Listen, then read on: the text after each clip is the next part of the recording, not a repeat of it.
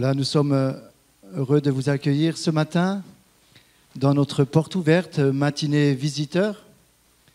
Alors nous aimons prendre certains sujets qui vont peut-être vous étonner ce matin, parler avec des allégories, c'est ce que Jésus faisait avec les paraboles. Il prenait un enseignement de la vie de tous les jours et il en donnait un enseignement spirituel. Souvent, par exemple, Jésus va dire « mes brebis ». Mes brebis, c'est nous. Souvent, on emploie, d'ailleurs même nous-mêmes, peut-être sans s'en rendre compte ou en s'en rendant compte, on emploie souvent cela dans notre langage.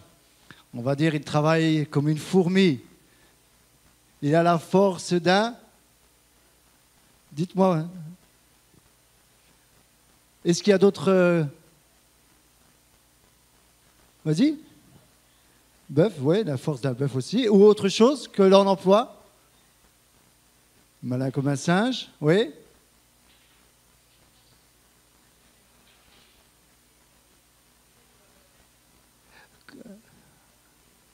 Rusé comme un renard. Oui, on emploie souvent cela. Il mange comme un oiseau, hein, pas un cochon. Hein. Il y en a qui se sentent concernés là, mais on ne parle pas de vous ce matin. Il mange comme un moineau.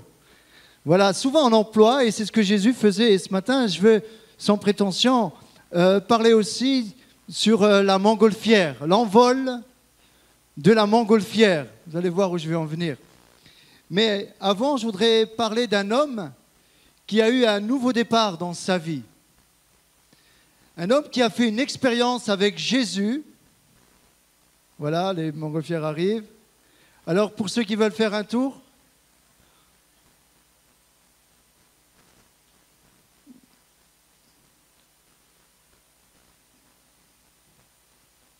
voilà.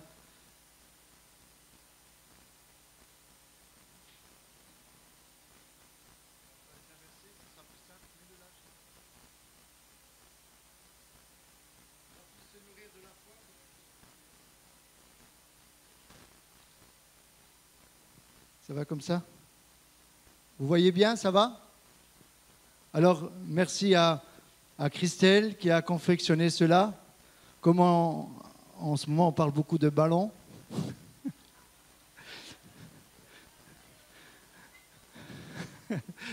C'était assez facile de lui demander. Mais je vais quand même dire que j'ai vu la bénédiction dans cette préparation. Vous voyez, dans ces détails, Dieu nous bénit. En réalité, je lui ai dit de me faire un seul ballon au départ. Et donc, elle est venue avec un ballon bleu. Et je lui ai dit, c'est bien.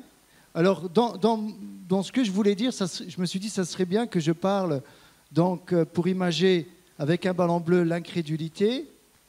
Et je ne lui ai pas parlé du ballon rouge. J'ai dit, bon, je ne veux pas non plus trop lui demander. Donc, je lui ai dit, je vais imager ça avec des photos. Et les couleurs sont très importantes, vous allez le voir pour le message. Le bleu, c'est le froid. Et le rouge, ça on le sait quand vous ouvrez vos robinets.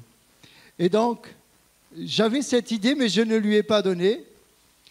Et voilà qu'elle me dit, j'ai fait un deuxième ballon. Si des fois le premier, je crois, si ça ne fonctionnait pas, j'en ai fait un deuxième en réserve. Et puis elle me dit, et il est rouge. J'ai dit, tu es dans le mille. Voilà, en tout cas, je me réjouis pour ce clin d'œil. Alors, comme je disais, je vais parler de Bartimée. Vous connaissez cette histoire de Bartimée qui a eu un nouveau départ dans sa vie.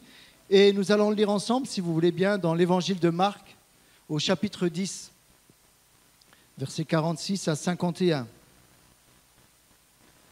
Donc, je ferai ensuite des parallèles avec cette expérience de cet homme qui a eu un nouveau départ et également en parlant de l'envol de la montgolfière qui peut nous inspirer ce matin.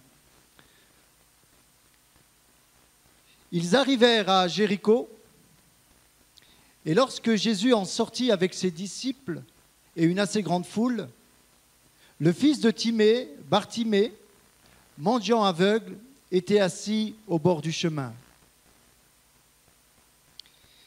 Il entendit que c'était Jésus de Nazareth et il se mit à crier « Fils de David, aie pitié de moi !» Plusieurs le reprenaient pour le faire taire, mais il criait beaucoup plus fort « Fils de David, aie pitié de moi !» Jésus s'arrêta et dit « Appelez-le !» Ils appelèrent l'aveugle en lui disant « Prends courage, lève-toi, il t'appelle. » L'aveugle jeta son manteau et se leva d'un bond, vint vers Jésus. Jésus, prenant la parole, lui dit « Que veux-tu que je te fasse ?» « Rabouni » lui répondit l'aveugle, « que je recouvre la vue. » Et Jésus lui dit « Va, ta foi t'a sauvé. » Aussitôt, il recouvra la vue et suivit Jésus dans le chemin. Amen. Amen. Donc ce matin, je voudrais vraiment que ce soit un encouragement pour vos vies, pour les uns et les autres, que nous puissions trouver vraiment au travers de la parole de Dieu des ressources, des ressorts, je dirais, pour rebondir et avancer avec Dieu. Il y a un passage que j'aime beaucoup dans la parole de Dieu qui nous dit « Si quelqu'un est en Christ, il est une nouvelle créature. Les choses anciennes sont passées, voici, toutes choses deviennent nouvelles. » Si quelqu'un est en Christ, et ce matin j'aimerais vous dire que vous pouvez avoir un nouveau départ et laisser derrière vous votre passé. Si quelqu'un veut accepter tout simplement Jésus, être en lui, à ce moment-là, les choses vont commencer à changer dans leur vie. Et vous allez voir que c'est possible de repartir avec quelque chose de nouveau. Être en Christ, je dirais, c'est comme si Jésus était avec nous dans la montgolfière. C'est simple comme explication. Imaginons ce matin que Jésus est au milieu de nous. On l'imagine ?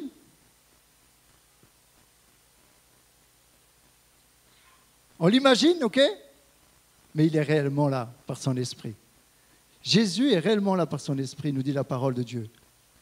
Si Jésus vous pose cette question ce matin, que veux-tu que je te fasse ? Jésus vous la pose ce matin.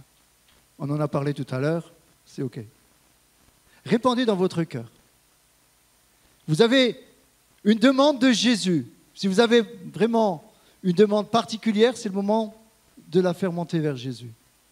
Que veux-tu que je te fasse ? Ne demandez pas de gagner au loto, hein, d'accord ? Ça ne marche pas, ça. Que veux-tu que je te fasse ? Bartimée était un aveugle, mendiant. On ne connaît même pas son nom. Bartimée veut dire fils, bar c'est fils, timé veut dire hautement estimé. On ne connaît même pas son nom. C'est le fils d'eux. Pas d'identité. Il est là, il vit de la mendicité. Il voit la vie pas en rose mais en noir. Aveugle. Nous avons un aveugle au milieu de nous ce matin et nous allons prier parce que nous croyons que Dieu fait des miracles. Amen. Alors je vous invite tous à préparer votre foi. Hein? Amen. Un aveugle est là et il entend parler de Jésus. Il entend que Jésus fait des miracles.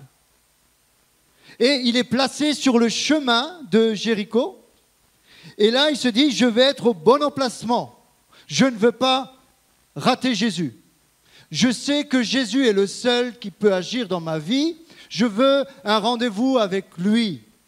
Donc, Bartimée va se mettre au bon endroit. Notre passage nous dit qu'il est avec un deuxième aveugle. Ils sont là tous les deux sur le chemin. Son père portait ce nom hautement estimé. Peut-être et sans doute, il devait avoir le manteau de son père. Son manteau, c'était ce qu'il avait de plus cher, de plus précieux. Pas tout le monde qui avait des manteaux à l'époque. Ce manteau lui servait de paravent, de parasol, de rangement. Il le protégeait de tout. il cachait aussi ce qu'il était, mais il cachait également la misère intérieure qu'il avait. Il était mal au point. Voyant chaque jour, dépendant des autres, de mendicité, je dirais à quoi se résume la vie. Mais il y a une lumière qui va s'allumer dans son cœur. Une lumière d'espoir. Il entend que Jésus peut transformer sa vie, que Jésus peut le toucher dans sa cécité. Et à ce moment-là, sa foi commence à grandir. Il commence à se battre avec l'incrédulité. L'incrédulité, c'est le contraire de la foi. Voilà, ça c'est les deux opposés. Plus la foi va grandir, plus l'incrédulité va diminuer.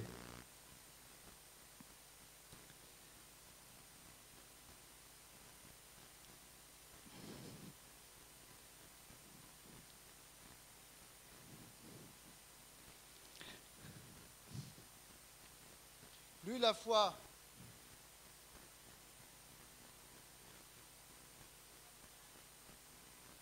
c'est pas grave si ça pète. Des fois, il faut que ça pète dans nos vies.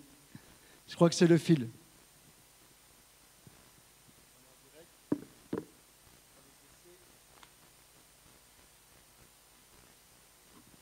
Bon, on verra tout à l'heure, Serge, je peux aller le chercher.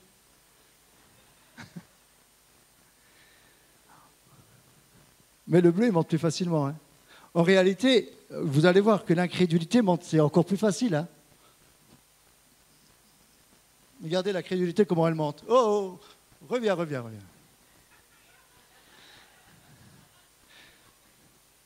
Non, mais ça, c'est nous, hein. Ça, c'est nous. Nous sommes toujours en conflit entre la foi et l'incrédulité. Quelqu'un disait, nous avons en nous deux loups, un bleu et un rouge. Ça n'existe pas, mais c'est une image, une allégorie. Donc ces deux loups vont s'affronter. Ils sont nourris de la même façon, du moins, il y en a un qui mange plus que l'autre. Et voilà qu'ils doivent se confronter. Ce loup bleu s'appelle incrédulité et ce loup rouge s'appelle la foi. Ça donne du mouvement, hein? Les deux vont s'affronter. Lequel va gagner? Et quand il tombe sur ma tête, vous me le dites. Hein? Les deux vont s'affronter. Les deux loups vont s'affronter. Lequel va gagner le combat? C'est le loup qu'on va plus nourrir. Si vous lui donnez plus de foi, il va gagner. Si vous lui donnez plus d'incrédulité, il va gagner également.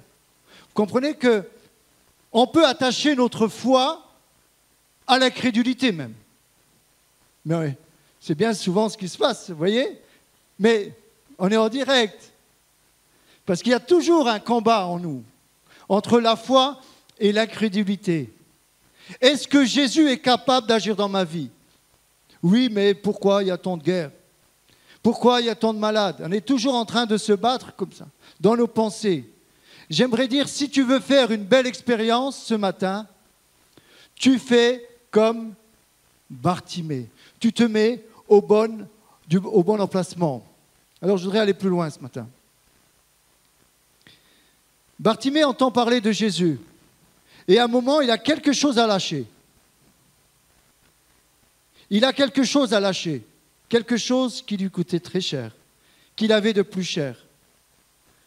Il se dit, Jésus passe, je ne veux rien qui m'empêche de le toucher. Alors, il entend parler, Jésus est en train d'arriver, et il entend, les autres lui disent, mais laisse-le tranquille, Jésus, ne dérange pas.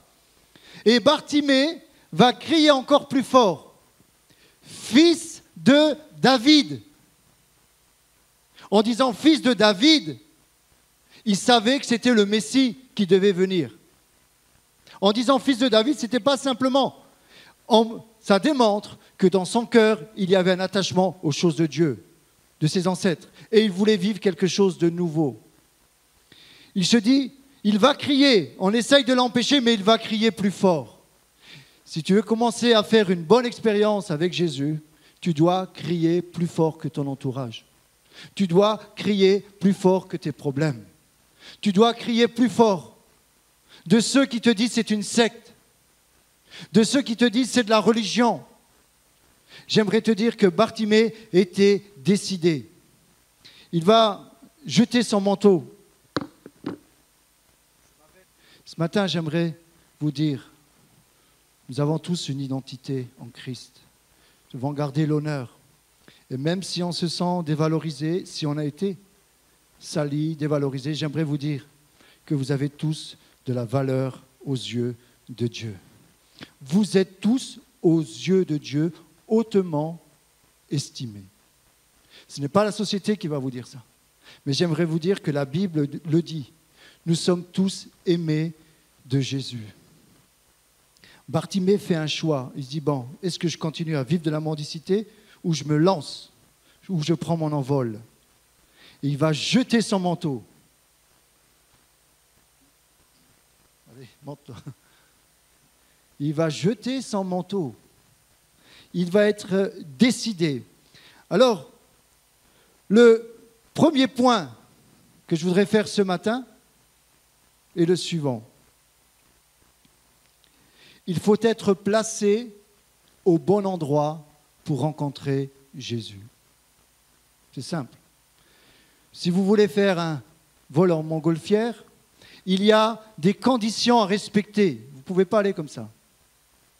Pour faire un vol en montgolfière, première chose, c'est les conditions météorologiques. Il faut s'assurer qu'il y a une réserve de gaz, que tout le matériel est OK, qu'il n'y ait pas de trou dans le ballon. Hein, on est d'accord? Il faut être au bon endroit. On ne va pas sur la place du marché mettre la montgolfière. Il y a des endroits qui sont prévus pour la montgolfière. Donc, premièrement, être au bon endroit. Au bon endroit, je dirais, avec un cœur ouvert, un cœur sincère, un cœur qui n'est pas dans le jugement, qui n'est pas dans la critique, un cœur qui est désireux de connaître la vérité. J'aimerais te dire ce que dit la Bible. Si dans ton cœur, il y a l'amour de la vérité, tu vas avoir une belle expérience avec Jésus. Tu sais pourquoi? Parce que Jésus lui-même s'est présenté comme la vérité. Jésus s'est présenté comme le chemin. Je suis le chemin, la vérité et la vie. Nul ne vient au Père que par moi. Jésus se présente comme le chemin et il te dit ce matin, je t'attends sur mon chemin. Est-ce que ce matin, tu te mets sur le bon chemin? Donc, premier point, se mettre au bon endroit. Alors, comme je disais, la montgolfière rouge nous représente la foi en Jésus-Christ et la montgolfière bleue, celle qui nous éloigne de Dieu. Comme je l'ai nommé, incrédulité. On va laisser les enfants jouer avec les ballons. Hein, Serge? Ouais, ça te démange. Premier enfant. Mais c'est pas grave. Christelle, tu pourras les vendre après. Alors, simplement, je voudrais qu'on passe un bon moment. Vous savez, on peut parler des montgolfières, on peut parler, mais au fond de nous, on a un grand amour pour Jésus parce qu'on sait qu'il est là. Et Jésus employait des paraboles. Je ne pense pas qu'il pouvait parler de la montgolfière parce qu'elle n'existait pas à ce moment-là. Vous savez en quelle année est née la montgolfière? En 1793. 1783. Par les deux frères Montgolfier. Et leur premier essai s'est fait devant Louis XVI. Il y avait 3 passagers à bord. Alors là, si vous les trouvez, vous êtes forts, vous connaissez l'histoire. Qui étaient ces passagers?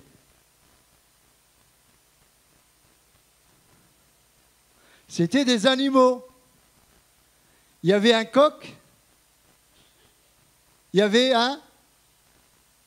Non. Non, mais voyons, Serge.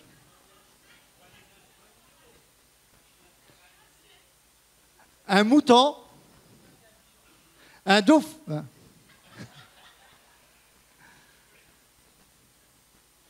un pigeon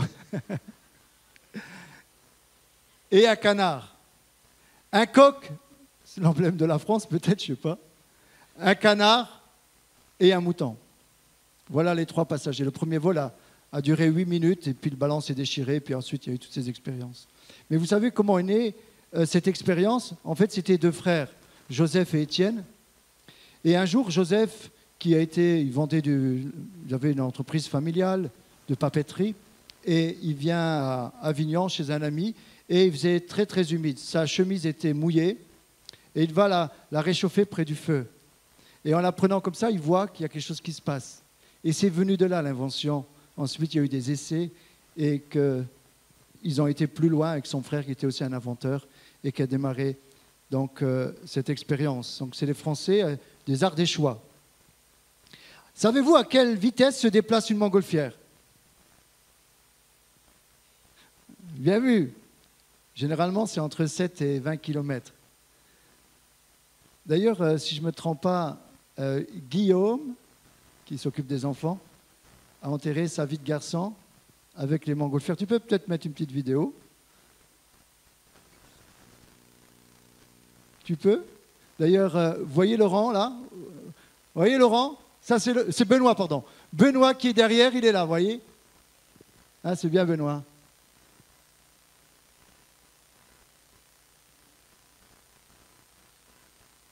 Non, c'est pas Théo, c'est Benoît.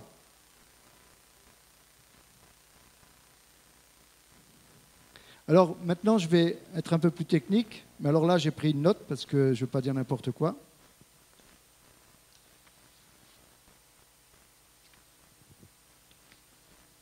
Savez-vous comment fonctionne une montgolfière? Alors là, je vais lire la note et vous allez comprendre pourquoi j'ai choisi ces couleurs. L'air est composé de particules invisibles appelées molécules. Quand l'air est froid, les molécules se rapprochent. Quand l'air est chaud, les molécules s'agitent et s'éloignent les unes des autres.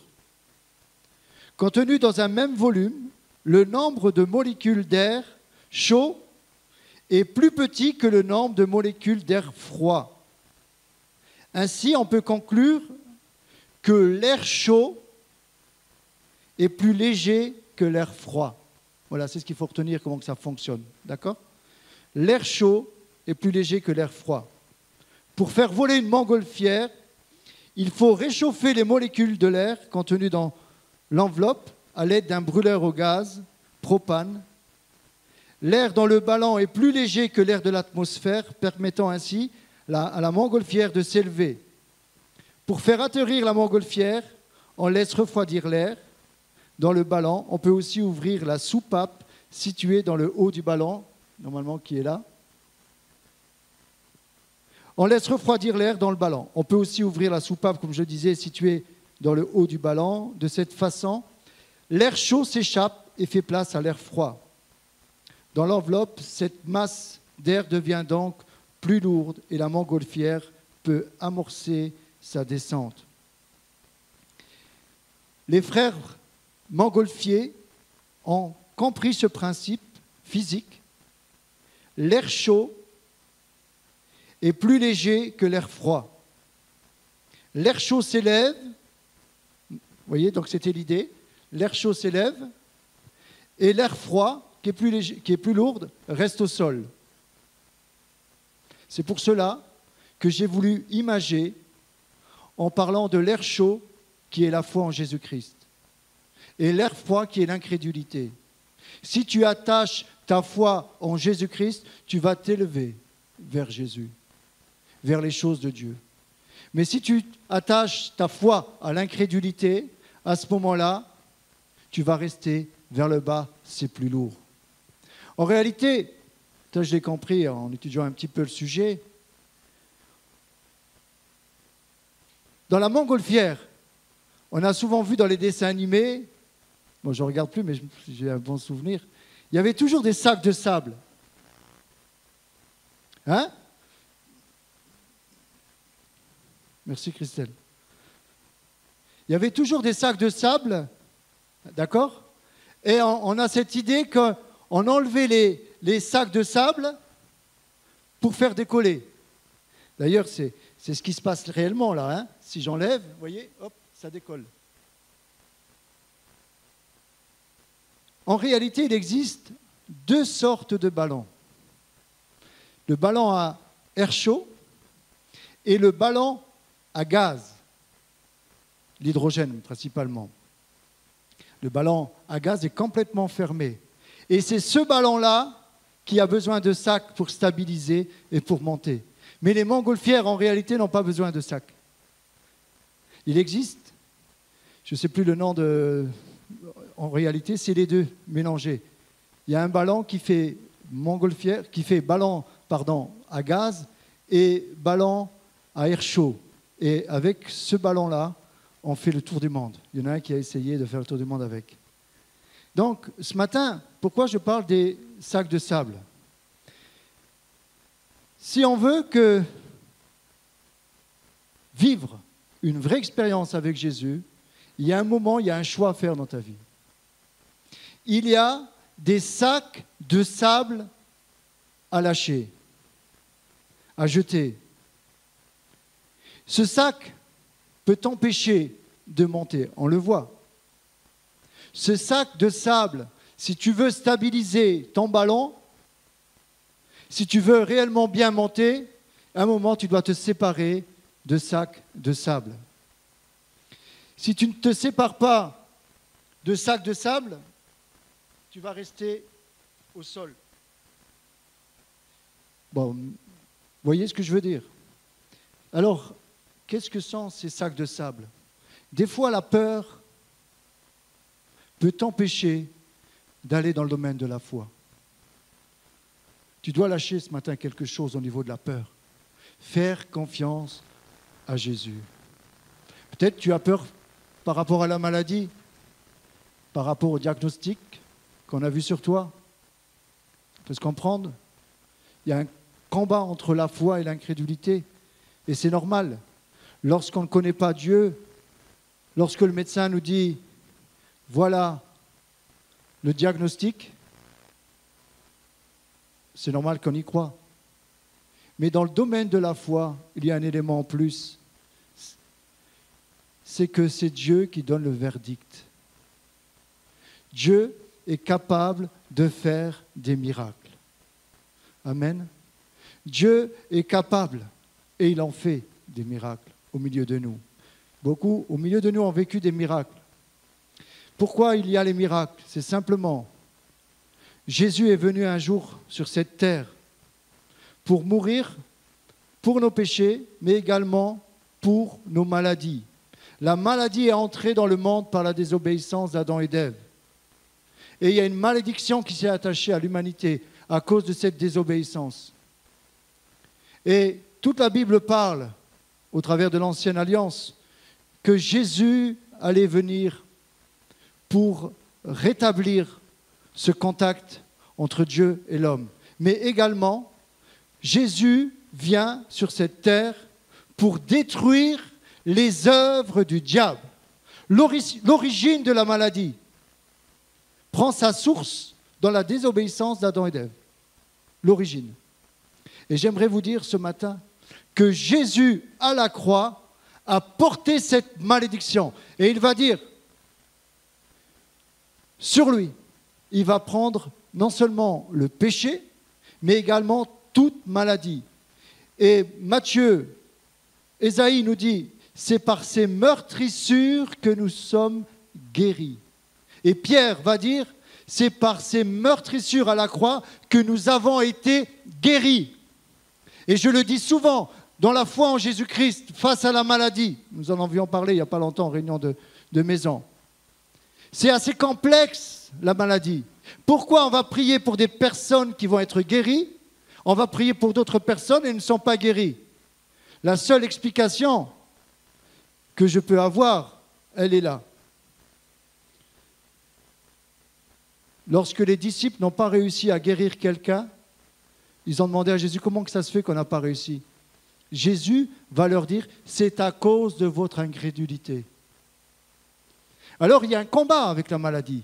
Je ne dis pas, on prie pour vous, vous êtes guéris. Ce serait un mensonge. Par contre, là où ce n'est pas un mensonge, je le dis pour que les choses soient bien claires. À la croix de Golgotha, Jésus a porté toutes nos maladies, toutes tes maladies. D'ailleurs, ce n'est pas tes maladies, c'est les maladies parce qu'elles ne sont pas à toi. Si tu les gardes, ce n'est pas bon. Hein. Mais toutes les maladies ont été portées par Jésus à la croix. Il n'y a aucune des maladies que Jésus n'a pas vaincues. Spirituellement, tu es guéri. Est-ce que tu comprends? Spirituellement, tu es guéri. Mais maintenant, le combat, c'est de ce qui est dans ton corps, de le faire vivre spirituellement. C'est pour cela que nous prions avec foi. Doucement avec les ballons, c'est pas grave si pas trop de bruit. Donc, spirituellement, tu es guéri. Parce que Jésus à la croix a tout porté. C'est pour cela que nous pouvons prier avec foi. Nous imposons les mains aux malades. Et la Bible dit, ils imposeront les mains aux malades et les malades seront guéris. Mais ça est arrivé qu'on a prié pour des malades, ils ne sont pas guéris. Moi, je ne mets pas la faute sur Dieu. Hein. Je ne vais pas dire, oui, mais Dieu est souverain. Je dis simplement, je veux grandir dans le domaine de la foi. Je sais simplement que, personnellement, aujourd'hui, je prie pour des personnes où avant, je n'avais pas la foi pour prier pour eux. Aujourd'hui, je le fais souvent et on a eu des résultats où je vais prier pour des personnes qui sont dans le coma et les personnes se réveillent. Autrefois, je n'osais même pas prier. Donc, ce qui veut dire que ma foi a grandi. D'ailleurs, Enzo était dans le coma, nous avons prié pour lui, par la grâce de Dieu. Il s'est relevé. La foi vient de ce qu'on entend. Et ce qu'on entend vient de la parole de Dieu. Si tu veux que ta foi grandisse, commence à te nourrir de la bonne source d'information. Sur quel canal tu es branché? Si tu commences à te nourrir de la foi, tu vas vivre de grandes choses, de la parole de Dieu. Je le disais, la peur peut être un frein à la foi. Le péché, la Bible dit, ce sont vos péchés qui vous couvrent de ma face. Il y a des fois dans nos vies certains péchés qui sont là et qui nous coupent de Dieu. On dit, mais Dieu, pourquoi tu ne réponds pas? Le péché veut dire manquer la cible. Maintenant, je reviens à ce passage. Je pensais à cela ce matin dans la prière. Bartimée, lorsque Jésus va lui dire, que veux-tu que je te fasse? Là, je vous donne une clé ce matin. Je vous donne une clé au niveau de la foi. Quand Jésus va dire à Bartimée, que veux-tu que je te fasse? Vous savez quelle était la réponse de Bartimée? Chérie? Rabouni. Il ne lui a pas dit directement que je recouvre la vue. Il lui a d'abord dit, tu es mon maître. Rabouni, ça veut dire maître. Et quand on commence à prier comme ça, on ne va pas profiter de Dieu. Parce qu'il y en a qui viennent pour la bénédiction, et quand ils ont la bénédiction ou la guérison, ils nous font cela. J'ai prié pour quelqu'un qui était dans le coma, qui devait mourir. On a prié, c'était un miracle, on s'attendait qu'il parte.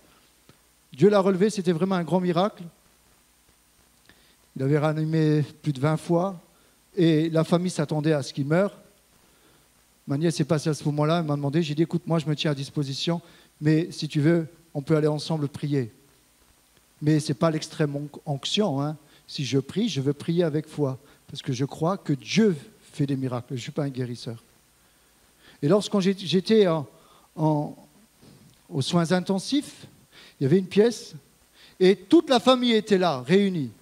En fait, parce qu'ils s'attendaient à ce qu'il meure. Tout le monde était là, et je suis rentré dans cette pièce, il n'y avait pas une atmosphère de foi, il y avait une atmosphère d'incrédulité. Comme Jésus, lorsqu'il va ressusciter la fille de Jairus, il va dire aux autres, allez, sortez de cette pièce-là. Sortez. Tout ce qui est incrédulité, sortez. Si tu veux vivre le miracle, détache-toi de ceux qui te disent c'est pas possible. Tout est possible à celui qui croit. C'est la loi de la foi. Et donc nous étions là, je rentre, j'étais seul, donc je vais là, je les vois en train de pleurer, en train de dire bon c'est la fin. C'est vrai que c'est pas évident quand c'est comme ça. Et je dis écoutez, moi je dis simplement que je viens de vivre un miracle là, je crois, ma femme a été guérie miraculeusement. Je crois que si vraiment on prie de tout notre cœur, Dieu peut faire un miracle. Et donc, tout simplement, je ne me suis pas arrêté à ce que je voyais, à cette ambiance. Je ne dis pas que c'était des incrédules, je ne leur en veux pas, ils ne connaissent pas Dieu. L'incrédulité, c'est le contraire de la foi. Ce n'est pas péjoratif de dire que c'est un incrédule. C'est simplement qu'ils n'avaient pas la foi. Et donc, je dis, ok, alors on va dans la chambre, c'était par 3, 4. Et donc, je vais près du lit, je commence à être là. Je commence à purifier les lieux, gentiment, parce qu'ils n'avaient pas l'habitude de la prière. Alors je leur dis, mais à un moment, on va prendre autorité. Et voilà, bon, bref, je leur explique. Et au moment que je commande à la maladie de partir, je vois de mes yeux toute l'infection qu'il y avait dans ces tuyaux-là, des poumons. Je vois faire chut, comme quand vous mettez du desktop, vous savez, dans les canalisations. Et au même moment que j'ai prié, il s'est réveillé, il était attaché et il commençait à se débattre de tous les côtés. Les appareils ont commencé à siffler et tout le monde a commencé à avoir peur. Ils sont repartis, donc il y avait l'épouse et un enfant qui étaient là, et un neveu. Et quand ils ont vu ça, ils ont couru, et ils ont commencé à dire, il y a eu un miracle, il s'est réveillé. Mais voilà qu'il est monté à plus de 22 tensions. Et médicalement, nous, on n'a rien à faire, hein, on les laisse faire. Et ils ont jugé qu'il fallait le remettre dans le coma, parce qu'il se débattait, il avait peur. Ils ne l'ont pas remis tout de suite. Donc moi, je suis parti. 1 ou 2 jours après, je téléphone pour savoir ce qu'il en était. Je dis ça pour la gloire de Dieu. Hein. C'est simplement pour donner par rapport à la foi et à l'incrédulité à la foi. Et 2-3 jours après, je téléphone et je reçois le neveu qui me dit, je dis, qu'est-ce qu'il en est? Il me dit, ben justement, on est dans la chambre. Ils l'ont remis dans le coma parce qu'il avait trop de tension, ils avaient peur. Moi, tout naïf, et j'essaye d'être comme ça, et on essaye d'être comme ça dans le domaine de la foi, comme des enfants. Je lui ai dit, écoute, prends ton téléphone, mets-le dans sa direction. J'étais au Luxembourg. J'ai simplement prié au nom de Jésus la même prière. Maintenant, tu quittes ce corps. Et à nouveau, il s'est réveillé.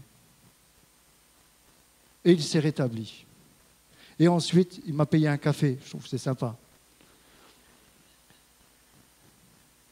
J'ai été boire le café chez lui.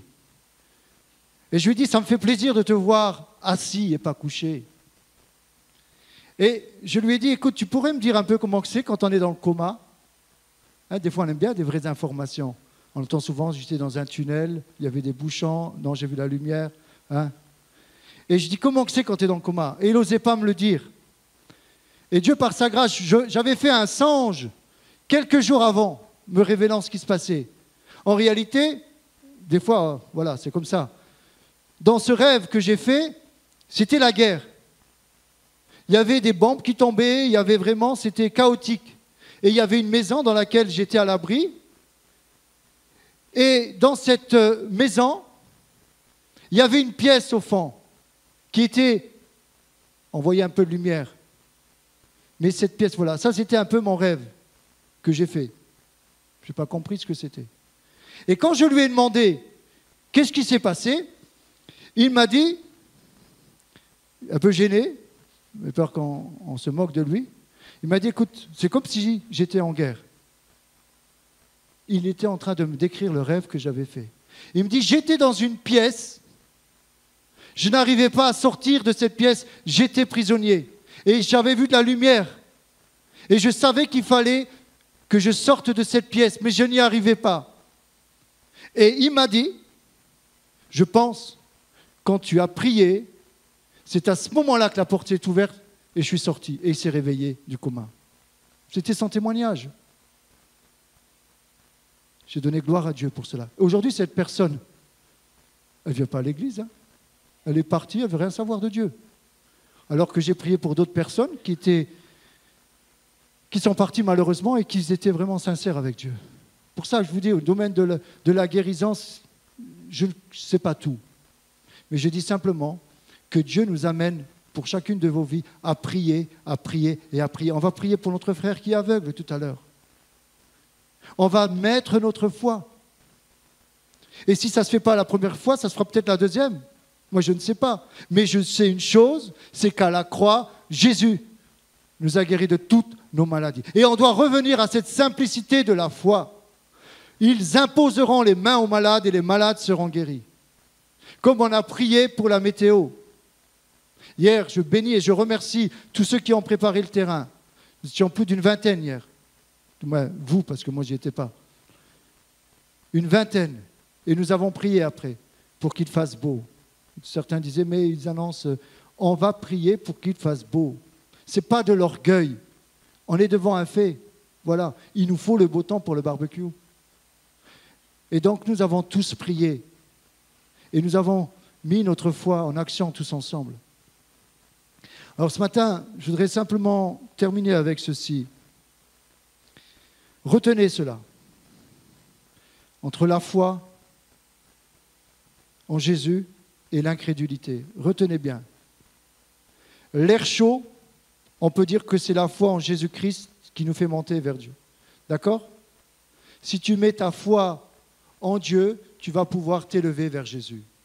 Si tu restes dans l'incrédulité, tu cherches à comprendre toujours, tu cherches des preuves, tu resteras au sol. Jette ce matin des sacs de sable. Est-ce que tu veux jeter le sac de l'incrédulité ce matin? Est-ce que tu veux le jeter une fois pour toutes?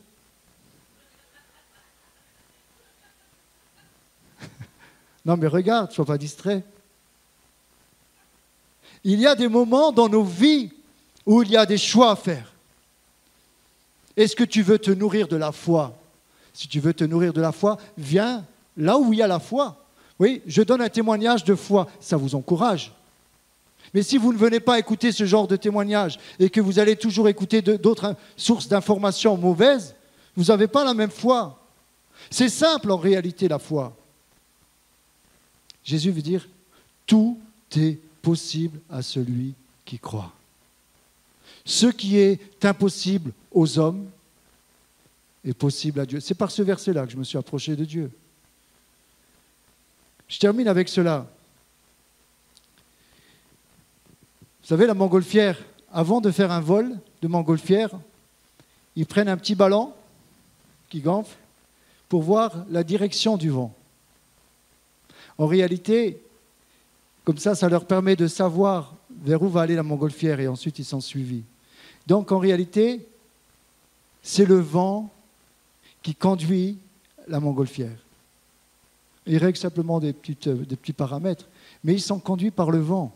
Ils ne peuvent pas dire, moi je vais par là. Non, tu suis le vent. De toute façon, tu n'as pas le choix. Il n'y a pas de moteur. C'est le vent qui dirige la montgolfière. Je vais terminer avec un dernier passage dans Jean 3, au verset 8. C'est Jésus qui va parler à Nicodème, de 8 à 16. Il y avait un rabbi qui vient de nuit, un enseignant de la Torah. Pour pas qu'on le voie, il vient de nuit vers Jésus. Il n'osait pas qu'on le voie. D'ailleurs, à l'époque, le Sanhédrin, tous ces prêtres de l'époque, étaient contre Jésus, clairement. Il ne fallait pas se positionner. Celui qui se positionnait pour Jésus était exclu de la synagogue. Mais lui, c'était un rabbi, un rabbin de l'époque, un rabbi, un rabouni. Il vient de nuit et il dit à Jésus, « Comment on fait pour être sauvé ?» Voilà, je vais lire. Donc, il lui demande comment faire pour être sauvé. Et voilà ce que Jésus va dire en parlant de l'Esprit. Il va dire, il faut naître de nouveau. Il faut passer par une nouvelle vie de l'Esprit. Et voilà, le vent, ce que Jésus va dire, le vent souffle où il veut. Tu en entends le bruit, mais tu ne sais ni où il vient, ni où il va. Il en est ainsi de tout homme qui est né de l'Esprit. » Nicodème lui dit, « Comment cela peut-il se faire ?» Jésus lui répondit, « Tu es le docteur d'Israël et tu ne sais pas ces choses. En vérité, je te le dis, nous disons ce que nous savons et nous rendons témoignage de ce que nous avons vu. Et vous ne recevez pas notre témoignage. Si vous ne croyez pas quand je vous ai parlé des choses terrestres, comment croirez-vous quand je vous parlerai des choses célestes ? Personne n'est monté au ciel si ce n'est celui qui est descendu du ciel, le Fils de l'homme qui est dans le ciel. Et comme Moïse éleva le serpent dans le désert, il faut de même que le Fils de l'homme soit élevé, afin que quiconque croit en lui ait la vie éternelle. Car Dieu a tant aimé le monde qu'il a donné son Fils unique, afin que quiconque croit en lui ne périsse point, mais qu'il ait la vie éternelle. Dieu, en effet, n'a pas envoyé son Fils dans le monde pour qu'il juge le monde, mais pour que le monde soit sauvé ou soit guéri par lui. Amen. Amen. Je le disais, et je termine avec cela. Je viens de m'en souvenir.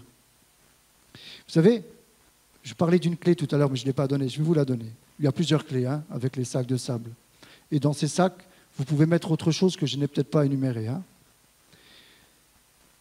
Jésus va dire, « Que veux-tu que je te fasse à Bartimée ?» Mais vous connaissez le contexte, pourquoi Jésus va dire cela ? Bartimée, il va dire Rabouni. Il dit qu'il veut qu'il soit leur maître. Mais juste avant, les disciples se chamaillaient entre eux. Quel est d'entre nous le plus grand ? Les disciples. Jésus, voilà, les fils de Zébédée et la mère, il y a un passage qui nous dit que c'est la mère des fils de Zébédée, Jacques et Jean, qui vont être là. La mère va dire, Jésus, nous voudrions que tu fasses quelque chose pour nous. Jésus va dire, que voulez-vous que je vous fasse ? Comprenez ? Jésus, donc, les disciples font une demande, Jésus dit, que veux-tu que je te fasse ? Et les disciples vont dire, on veut profiter, on veut être les meilleurs. Un à ta droite quand tu seras dans le ciel et l'autre à ta gauche. Jésus dit, mais vous ne savez pas ce que vous demandez. Et la leçon que Jésus donne à ses disciples, c'est Bartimée qui va leur donner. Quand Jésus va reprendre cette expression, que veux-tu que je te fasse, cette question, Bartimée va dire, je veux que tu sois mon maître. Et ensuite que je recouvre la vue. Mais à ce moment-là, les disciples étaient aveugles spirituellement. Il y a un aveuglement spirituel. Et quand tu commences à demander quelque chose à Dieu pour profiter, tu n'iras pas loin, même si tu reçois la bénédiction. Mais si tu commences à prier en disant « Jésus, je veux te connaître pour ce que tu es et non pour ce que tu donnes », à ce moment-là, tu vas commencer à vivre une autre expérience de foi, plus profonde, plus sincère, avec des fondements. Que veux-tu que je te fasse ce matin ? Je termine simplement avec ceci. Si donc le Fils vous affranchit, vous serez réellement libre. Amen. Vous serez réellement libre. Est-ce que tu veux être libre comme le vent ce matin ? Est-ce que tu veux être dirigé par ce vent ? Ce n'est pas toi qui contrôle. Le vent dans la Bible, c'est le rouah, c'est le souffle de Dieu. Les montgolfières sont dirigées par le vent. Et Jésus dit à Nicodème, et c'est là le parallèle, l'esprit, tu ne sais pas comment il fonctionne. C'est comme le vent, tu ne le vois pas, mais tu vois les effets. Tu vois les effets du vent. C'est le vent qui va diriger la montgolfière. C'est le vent de l'esprit qui veut diriger ta vie. Est-ce que ce matin, tu veux être dans cette montgolfière de la foi et être dirigé par le Saint-Esprit ? Est-ce que tu veux monter dans cette montgolfière ce matin ? Dans laquelle tu es ce matin ? Tu es dans la bleue ou dans la rouge ? J'aimerais te dire, si tu es dans la bleue, change et rentre dans la rouge. Vous voyez, elle attend avant de décoller, hein, elle fait plein d'essais là. Si tu veux, ce matin, tu peux changer de montgolfière et rentrer dans cette montgolfière de la foi et vivre ses promesses. Amen, c'est pour toi. Lâche ce matin tes sacs de sable et laisse la montgolfière monter. Laisse Jésus entrer dans ta vie. Laisse Jésus conduire ta vie, te diriger là où lui veut. Toi, des fois, tu veux aller dans cette direction, mais demande-lui, Seigneur, est-ce que c'est la bonne direction? Est-ce que c'est le bon chemin, là où tu m'attends? Jésus est le chemin, je le disais, et Bartimée était sur le chemin. Ce matin, tu es sur le chemin de la foi. Est-ce que tu t'arrêtes pour monter dans la bonne montgolfière ce matin? Amen, on va prier. Je vais montrer aux musiciens.